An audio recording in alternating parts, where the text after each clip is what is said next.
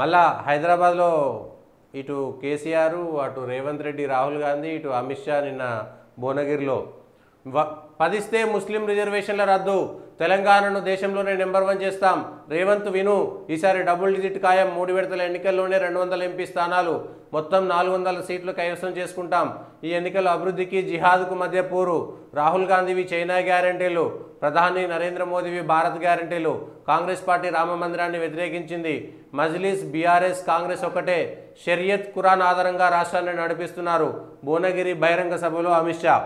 ఇంకొంచెం తీవ్రత విరిగిపోయింది ఎన్నికలకు సంబంధించినటువంటి దాంట్లో. అయితే మతపరమైనటువంటి అంశాలు రాజకీయాలకు సంబంధం లేదు, ఎన్నికలకు సంబంధం లేదనుకున్నా కూడా ముస్లింలకు రిజర్వేషన్లు ఇచ్చిన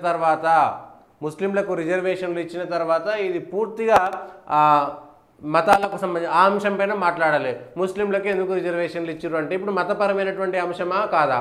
మరి కాంగ్రెస్ పార్టీ ముస్లింలకు రిజర్వేషన్లు ఇచ్చింది కాబట్టి, బీఆర్ఎస్ కొనసాగించింది కాబట్టి ఇప్పుడు ఆ అంశాన్ని మాట్లాడితే అదిగో ఇది వీళ్ళు మతాలు మాట్లాడుతున్నారు అంటారు.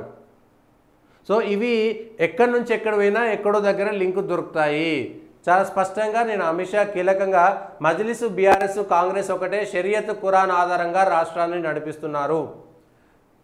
షరియత్ ఏమిటి, ఖురాన్ ఏంటి, దాని ద్వారా ఆ రాష్ట్రాన్ని నడిపితే వచ్చిన నష్టం ఏమిటి? తప్పేమున్నదల్లా షరియత్ చట్టాలకు ఇప్పటికే ముస్లిం పర్సనల్ లా బోర్డు, వక్ఫ్ బోర్డు అవన్నీ కూడా వాళ్ళ చట్టాల ప్రకారమే నడుస్తున్నాయి కదా. మిగిలిన త్రిపుల్ తలాక్ ఇప్పుడు రద్దు కానీ ఏ జరిగినా కూడా ఎవరి చట్టాలు వాళ్ళకు ఉన్నాయి. కానీ రాజ్యాంగం ప్రకారం నడిచేటువంటివి ఏవి? ఈ అంశాలపైన క్లారిటీ లేదు.